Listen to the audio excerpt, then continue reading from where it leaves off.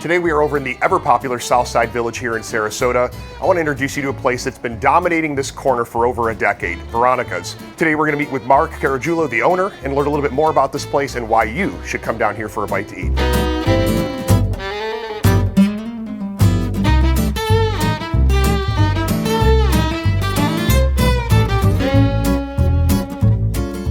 So we're here in Veronica's Southside Village. Totally different flavor than your other places.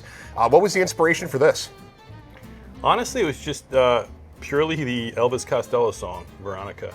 You know, I don't know if you remember the song, basically, girl, turn of the century, kisses a boy goes out to sea, he never returns, she goes a little crazy. It was almost like a fun little narrative of what would have happened to that girl. Like, what was her life like afterwards? The painting and some of the artifacts of what she might have collected. You know, people are like, what's up with the weird little creepy doll's heads? It's like, well, you know, think about a woman who never married, had children. She's a little insane, you know. So we had some fun with that. Obviously, the artwork kind of goes directly to that weirdness, but you know, nobody has to know this story when you're doing these things. It's just a fun little kind of roadmap to go down, you know, so you arrive at this. And, you know, hopefully when you're in a place like this, you're not thinking of Elvis Costello or the song. You're like, something's going on here, you know what I mean? There is some little narrative. I'm not quite sure what it is, but hopefully I like it, you know.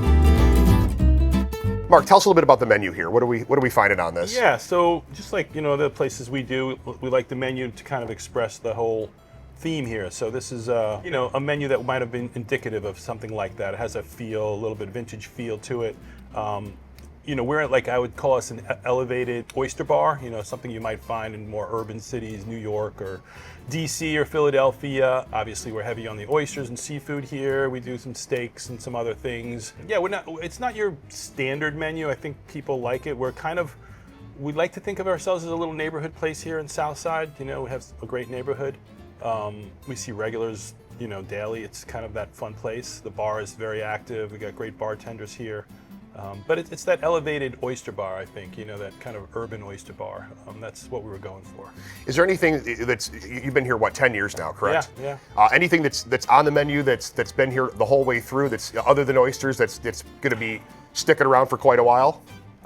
Possibly the spicy crab stuffed avocado. That's a big one. That's kind of an iconic dish here, an appetizer. I think that's been around forever.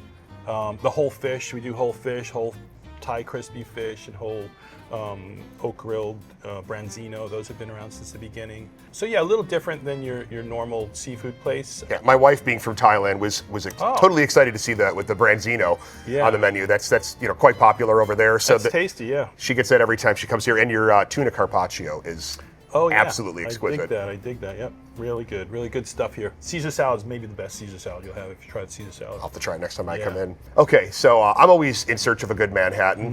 You guys make a fantastic one here. What other specialty cocktails do you guys have that are on the menu? We have a bunch. They're fun. All the cocktails are named after, like, British naval ships, so staying in that Veronica theme. But Mike, our partner here, does a great job with the cocktails.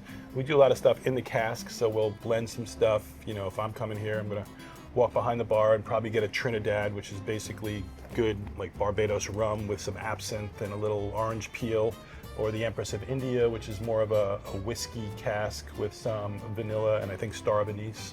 So those are fun. Those are like just ready to go. Just put your ice ball in there and, you know, good.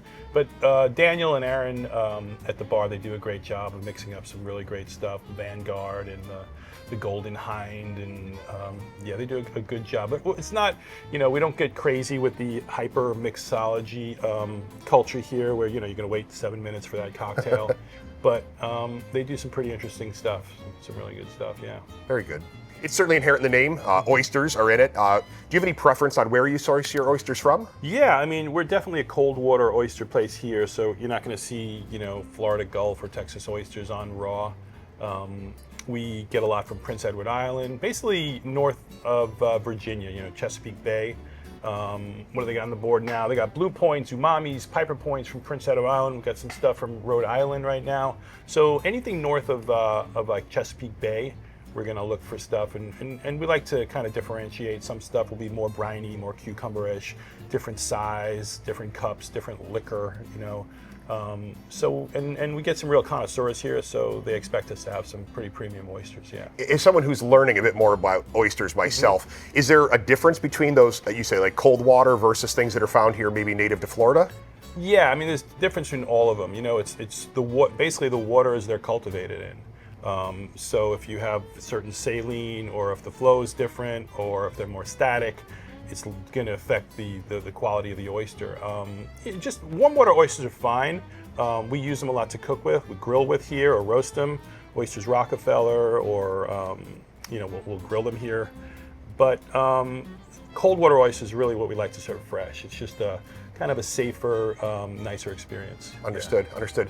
And I know when we were at Owen's, I put you on the spot to describe Sarasota in 3 words, but tell me a little bit about Southside Village. It's certainly a unique place. Yeah. Maybe tell us a little bit how you've seen it evolve over the years and what you think are the benefits to having this place here. Yeah, I mean, I think it's definitely one of Sarasota's original villages historically.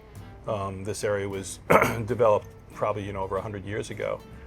So you get real old Sarasota in these neighborhoods, and which is nice. You have interesting people with long lineage here, some old families here, and we wanted to be that kind of neighborhood restaurant that speaks to that history of Florida and the neighborhood.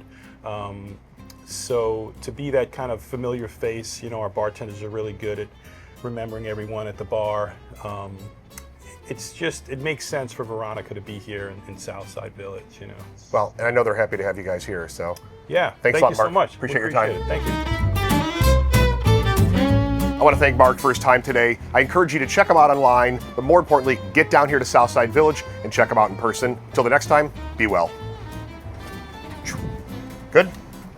You love it?